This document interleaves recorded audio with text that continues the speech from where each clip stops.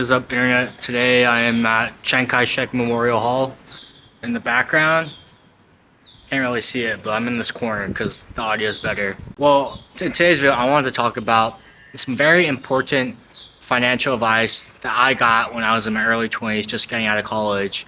And I actually wish I had earlier before I graduated college. So, this video is really directed towards the folks just getting out of college or even younger who are trying to build a strong financial base for their future and retirement. A big piece of advice that was really helpful for me, and I'm really glad I did in my early 20s, was open up a Roth IRA. So folks that don't know what a Roth IRA is, it's basically a retirement savings account in the US where you can put money in at a certain contribution limit. So this year it's at $7,000 a year. And you put that money in, and it's post-tax, so you already pay tax on that money, and then your investments can grow tax-free. So when you take the money out in retirement, you usually don't have to pay tax on it if you follow all the rules, right? And the contribution limit this year is $7,000, and I think you can contribute to a Roth IRA up until you make $168,000 a year. So if you make more than $168,000 a year, you're no longer able to contribute to a Roth IRA. And this is really important advice because you can contribute to a Roth IRA at any age. And for example, if I was contributing to a Roth IRA at 18 years old, right, then I would have 3 more years versus like contributing to a Roth IRA at 21 years old.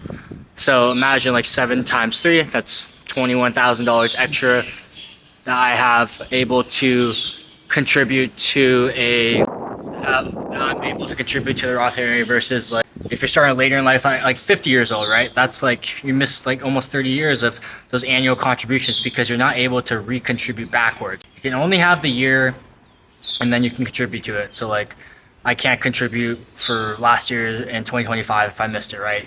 Can only continue to go forward. I can only contribute to like 2026. What's really nice about the Roth IRA for me is I've grown it. My account is like around $81,000 now since I began contributing in 2019. And that's just giving me a really strong base and confidence that I'll have a very nice nest egg to be retired. I had to change locations real quick because of the audio, but you have to, so since I've been investing into my Roth IRA since 2019, so that's been 7 years. And imagine if I was able to, begin to max it out when I was like 18 or 16. That number would be around like 90 something K. And that's all money that is going to be growing tax-free now. So that's why I say this is probably one of the best pieces of investment advice I got when I was younger. And I want to share this experience with you guys, so maybe you guys can apply that into your financial freedom journey. And for my investment account, I've kept it pretty conservative. Like I think around 50% of it is in ETFs.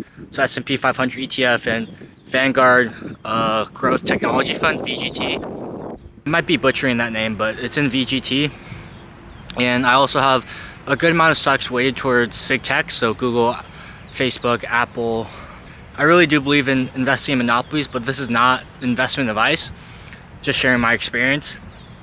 But I felt like in the Roth IRA I could take a little bit more risk because the age where you can withdraw from it tax-free is 59 and a half, and I'm only 28 years old, so I've got 30 plus years left. So I feel like I could take some risk, some calculated risk, because I know there's this story about Peter Thiel, who's a really well-known billionaire tech investor, and he actually was one of the people that created Palantir, or he invested into Palantir.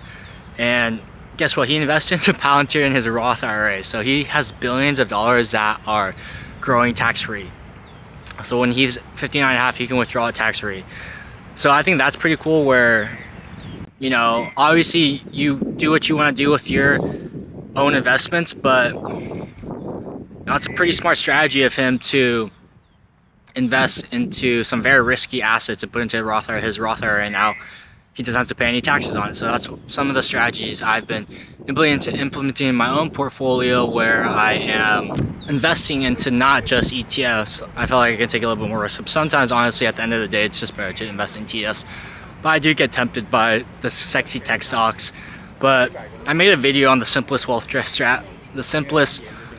strategy that has helped me build wealth over the long term, and will help me become hopefully wealthy when I'm older and whatnot. But yeah, I'll link the video. But it just kind of shares like the ETFs you should be buying. Yeah, any tips for like recent college graduates or folks in their 20s? Make sure you open up a Roth IRA, begin contributing and maxing it out each year, because eventually one day you're gonna hopefully break that you're gonna be above and beyond the 168K threshold, and you won't be able to use it. So make sure you take advantage of it while you're young, and make sure you are investing into stocks, bonds, or ETFs, because I know a lot of people that open up a Roth IRA and they are just having the money sit in their money market fund. Like, that money is not going to be invested for you. You have to choose the different assets you want to put that money into. I remember like the first 6 months of me having a Roth IRA, I actually made that same mistake where all my money was just sitting in a money market fund, and I had to talk to my sister. I was like, what am I supposed to do with this money? And then she was like, you gotta invest it. I was like, oh shit. And then I went down this whole rabbit hole on what to invest. And the best long-term strategy is basically to invest into S&P 500 ETF and set it and forget it. But you know, obviously you can take a bit more risk. The moral of the story is open up a Roth IRA, begin maxing out every year so your money can grow tax-free, and wait till you're 59 and a half and withdraw it, and you should have millions of dollars when you're old, or maybe younger if you hit some jackpot investment. But that's not investment advice. Thank you for tuning into my video. I'll see everybody in the next one.